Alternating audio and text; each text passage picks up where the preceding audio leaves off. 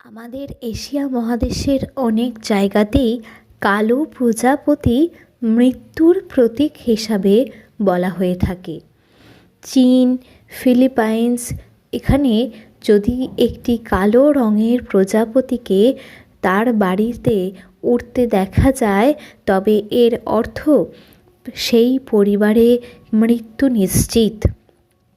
হ্যাঁ বন্ধুরা, জাপানি লোককাহিনী অনুসারে আবার কালো প্রজাপতি আত্মাকে পরকালের দিকে পরিচালিত করে দেয় বলেই জানা গেছে।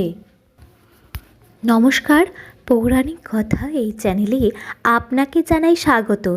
আজকে আমি বলবো যে কালো প্রজাপতি আপনি যদি বারংবার আপনার জীবনে দেখতে পান, তাহলে সেই প্রজাপতিটি আপনাকে কী জানাতে এসেছে বা কী ইঙ্গিত আপনাকে দিতে চাইছে, সেটা বোঝার ক্ষমতা যাতে আপনার হয়, সেটা যাতে আপনি বুঝতে পারেন, তার জন্যই আজকের এই ভিডিওটি নিয়ে আসা। কালো প্রজাপতি মানে রূপান্তরের প্রতীক, জীবন, মৃত্যু এবং পুনর্জন্মের চক্রকে প্রতিনিধিত্ব করে। তারা রহস্য, লুক্কনো প্রজ্ঞা এবং অন্তর্দৃষ্টির সাথেও এরা যুক্ত।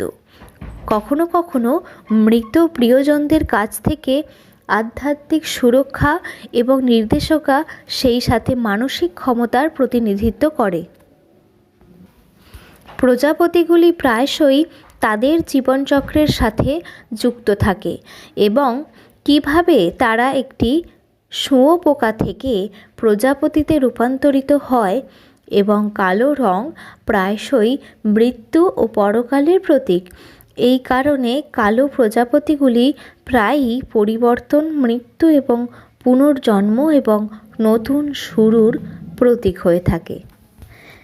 ব্ল্যাক বাটারফ্লাই আলো এবং অন্ধকার উভয় দিকেই কিন্তু নির্দেশ করে। এরা বোঝাতে চায় যে আপনার নিজের জীবনের মধ্যে ভারসাম্য খুঁজতে তারা আপনাকে ভালো এবং খারাপ, আলো এবং অন্ধকার উভয়কেই আলিঙ্গন করার জন্য উৎসাহিত করে দেয়। কালো প্রজাপতি এটাই বোঝাতে আসে যে খারাপ সময় এলেও কখনোই আপনারা ভেঙে পড়বেন না। ভালোটাকে যেমন আপনারা মেনে নেন, খারাপটাকেও আপনারা মেনে নিয়ে এগিয়ে চলবেন।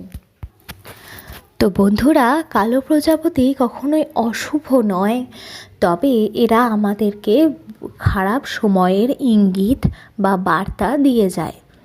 তাই কালো প্রজাপতিকে দেখে ভয় পাওয়ার কিছুই নেই।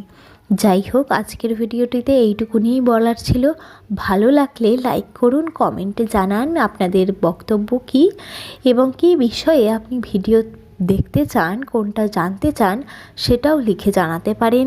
সেই সম্পর্কে তাহলে পরের ভিডিওটি আপনাদের সামনেই তুলে ধরব। শেয়ার করুন, অন্যদেরকেও জানার সুযোগ করে দিন। অসংখ্য ধন্যবাদ।